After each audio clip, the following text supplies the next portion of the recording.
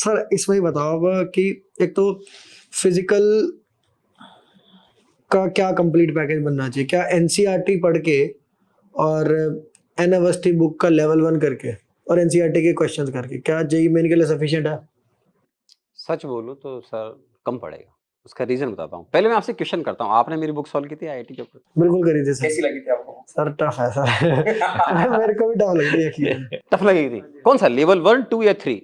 उस समय 3 लेवल थे, अब तो 4 लेवल है। तो ये मुझे थोड़ा कम याद है। हाँ। पर लेवल 1 में भी कुछ सर मेरे टाइम पर क्या था, मुझे ना थ्योरी भी कम आती रही, तो लेवल 1 के भी कुछ क्वेश्चंस थ्योरी कम होने की वजह से नहीं कर पाता था मैं। Right. ना लोकली कोई पढ़ाता था ना लेक्चर्स हुआ करते रहे। आज तो सर हम जो है लेक्चर्स ऑनलाइन देखते हैं बच्चे, तो कुछ नहीं था ना बुक में कहीं था। तो मेरे पास मुझसे लेवल 1 के भी बहुत सारे क्वेश्चन समझ नहीं आते रहे, और लेवल 2 के क्वेश्चन लगता रहा यार इसमें क्या लगेगा, इसमें क्या लगेगा, नहीं हो पाता था मुझसे। तो कुछ ही लेवल 1 मान लो 50-60% कर पाता हूँ मैं। मैंने आपसे जो क्वेश्चन किया ना, उसी के अंदर मेरी आगे की स्ट्रेटजी छुपी हुई है। ओके। कि जैसे आपको प्रॉब्लम थी, नॉर्मल बच्चों को प्रॉब्लम होती होगी, तो देखिए क्या होता है। आप किसी भी कोचिंग इंस्टीट्यूट पढ़ रहे हैं, जो भी ऑनरेबल सर आपको पढ़ा रहे हैं, मैडम पढ़ा रहे हैं, उनसे पढ़ लीजिए पहले। आपको कैसे मालूम चलेगा कि मेरा जेई मेन का प्रिपरेशन कंप्लीट हो गया, उसका एग्जांपल कोड कर रहा हूँ। आप मेरे लेवल 1 के सारे प्रॉब्लम शुरू से लेकर लास्ट तक करो। वो ऐसे नहीं जंबल 5 10 से 5 ऐसे नहीं है, वो सिस्टमेटिक है। थ्योरी जैसे आगे बढ़ती है उसी सीक्वेंस में प्रॉब्लम्स आएंगे। तो मान लीजिए कहीं आप पढ़ रहे हैं और वो सर उतने एक्सपीरियंस नहीं है, सब कभी ना कभी सीखते हैं। देखिए whole life is learning process में, आज भी सीख रहा हूं, है ना, तो कोई बात नहीं। तो उस बच्चे को मालूम चल जाएगा कि हमारे सारे मैडम ने कहां थोड़ा कम पढ़ाया। जब वो 1 से लेकर मान लीजिए कि चैप्टर 150 प्रॉब्लम्स है, जब 150 तक पहुंचेगा तो उसको मालूम चलेगा ये 5-10 प्रॉब्लम का तो कॉन्सेप्ट ही क्लास में नहीं आया। ये अपने टीचर का लिटमस टेस्ट है। हाँ, मतलब मैं ऐसा नहीं बोलूंगा, लेकिन सर हैं, देखिए उनका एक टाइम कंस्टेंट हो सकता है, उनकी अपनी कुछ लिमिटेशंस हो सकती हैं, तो वो भी ऑनरेबल है।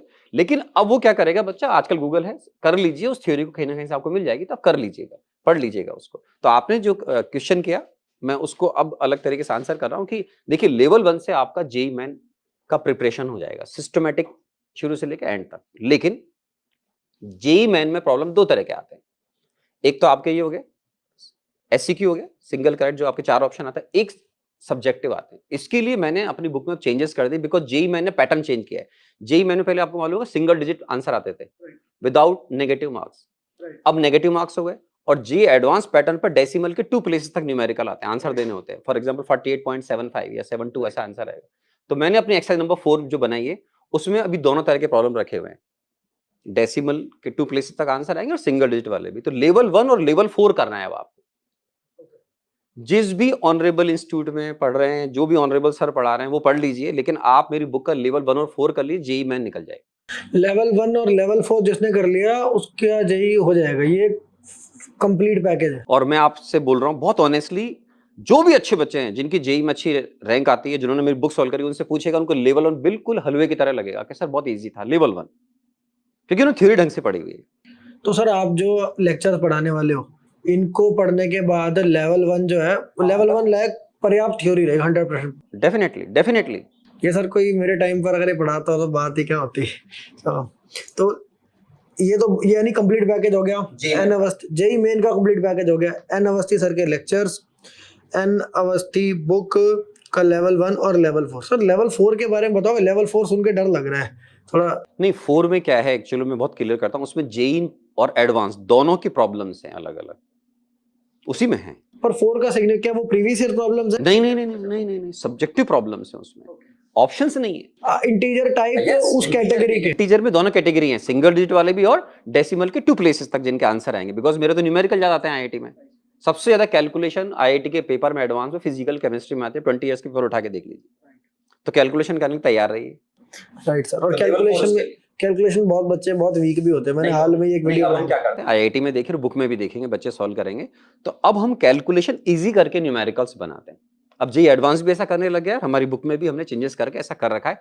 तो बच्चे कैलकुलेट करते हैं ना, उनको कैलकुलेशन इजी होती है, डेटा खराब नहीं आते हैं। सर लेकिन एक सवाल है, आप सोचो जो एग्जाम कह रहा है कि डेसिमल के बाद तो 2 डिजिट तक बताओ, वो कैलकुलेशन इजी तो कहाँ ही कर रहा होगा। नहीं, जैसे मैं आपको कोड करता हूँ, मान लीजिए मैंने पीएच कैलकुलेट करवाया किसी बच्चे से, ठीक है ना, मेरी, तो मैं उस प्रॉब्लम को ऐसा डिजाइन अप कर दूंगा कि उसका आंसर फॉर एग्जांपल 4.70 आ जाएगा, बच्चे से आराम से आ जाएगा।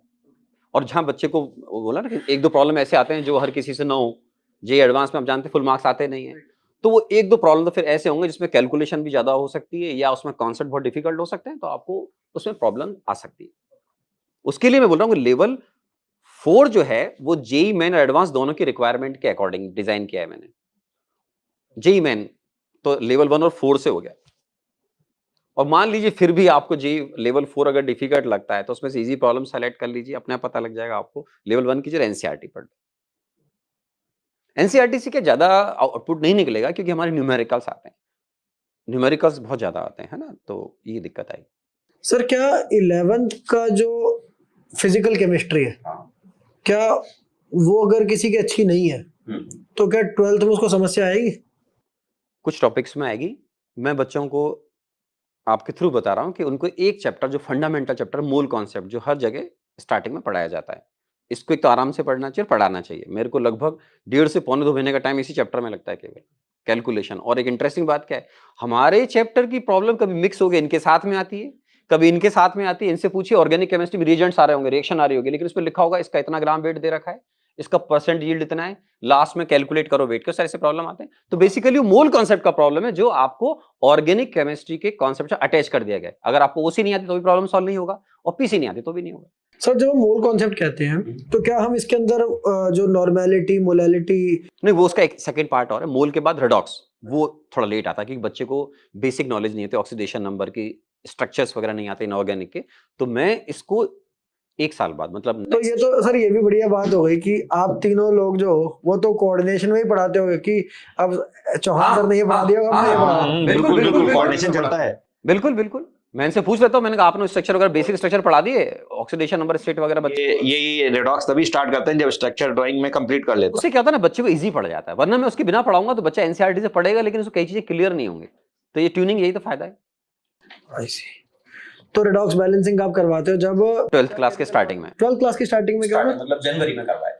अच्छा, पर ऐसा क्यों सर? 11th मतलब जनरली 11th में पढ़ा जाता है नहीं? हाँ, तो 11th क्लास में क्या है ना, हम लोग अभी जो कोटा में चलता है जनरली, हम लोग अप्रैल से लेकर दिसंबर तक सेशन 11th का चलाते हैं, और 12th को पहले हम अप्रैल में स्टार्ट करते हैं, आजकल जनवरी में स्टार्ट कर देते हैं। तो पहले वो 11th का एंड चैप्टर होता था, ऐसा बोल लीजिए। आजकल वो 12th क्लास का लास्ट फ्यू ईयर से वो फर्स्ट चैप्टर होता है रेडॉक्स। जनवरी में पढ़ाते हैं, जनवरी फरवरी में।